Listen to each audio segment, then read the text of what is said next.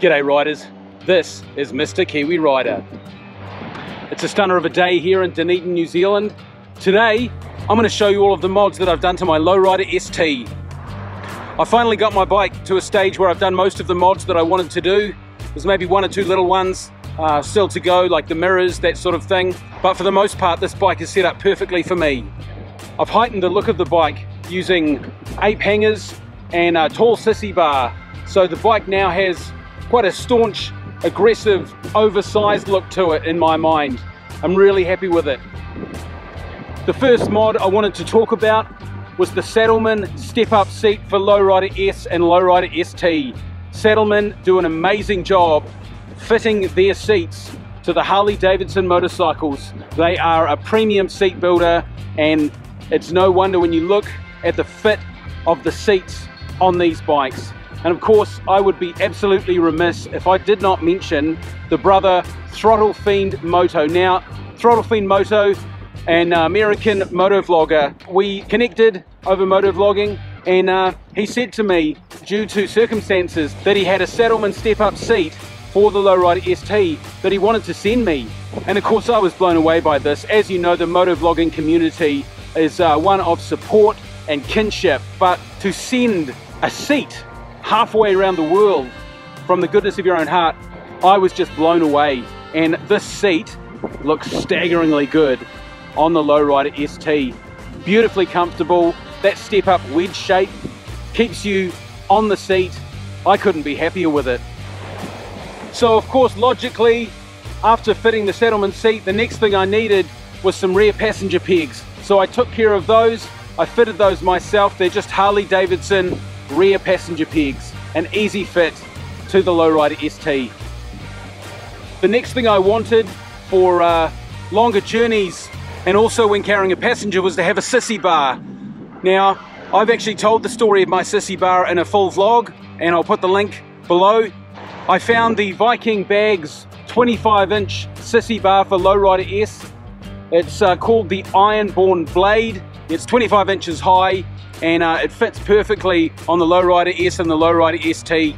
After a bit of toing and froing with the company, and then working with another motovlogger friend, JT Southern Fried, I managed to finally get this bar out here. And I also fitted it myself. There was a little bit of modification to the bolts that was required, but it wasn't a hard job at all, and I'm really happy with the result. It's been solid as. One of the earliest mods that I did, in fact, I did it right when I purchased the bike, got the workshop to put them on before I even picked it up.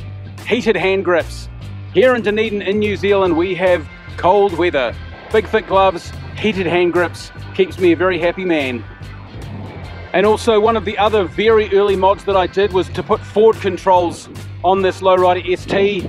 I found that the mid controls, the forward mid controls, they're brilliant for cornering. They put you in a quick and nimble position, but over long journeys, I struggled a lot with my hips and knees. So as a bit of an older biker, I find that the forward controls are a lot more forgiving. One of the most recent mods that I did, one of the last things that I've done, is to change up the handlebars. Now, I had on the original bars, the low T-bars, for quite a while, and while I found them to be okay, when you're sort of resting with your arms in that forward position, there was a lot of pressure on the palms of your hands, and I found that I was getting pins and needles.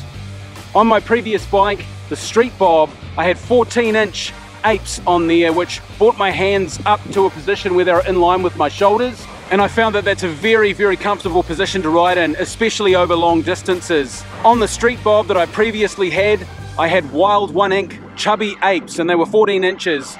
And I saw no reason why I couldn't recreate that look and feel on the ST. There is already a 4-inch riser on the ST, so I ordered some 10-inch Wild 1-Inch Chubby Ape bars, and it's brought it up to about the same position that I had on the Street Bob, about 14 inches and in line with my shoulders. A very comfortable riding position, and I do love the look of these ape hanger bars. They are slightly wider. Well, actually, they're a little bit wider, quite a bit wider than the T-bars that were originally on there, but it gives you quite a wide open riding stance. One of the things that I was quite concerned about was slow speed tips and drops of the bike. I figured if I was to drop it even at low speed, that fairing was going to take a bit of damage and possibly those bags as well. Fortunately, Harley-Davidson make a product called the Flat Out Bar, which is kind of an engine guard that would stop the bike falling over all of the way.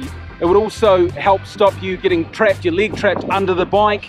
Hopefully it will stop the fairing getting damaged or too badly damaged in the event, the hopefully unlikely event of a slow speed tip over.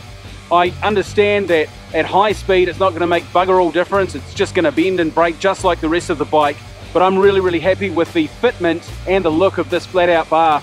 It's something that I actually was able to fit myself, and it was relatively easy. I was a bit daunted at the start because I had to take huge parts of the fairing off and also relocate the indicators, but there is fantastic instructions and guides that Harley produce to fit most of their products, so I just followed those instructions and it came up perfectly.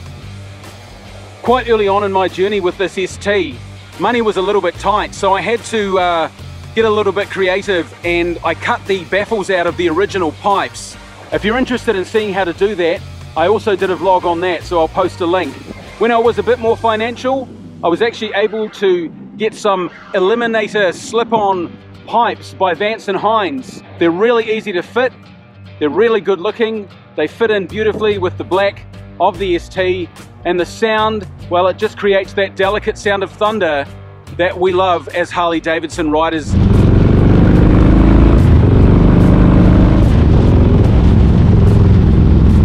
So I was really happy, actually with the price, also how easy they are to fit, and that gorgeous sound. So overall, I'm a very happy biker now, very happy with the way I've got this ST set up.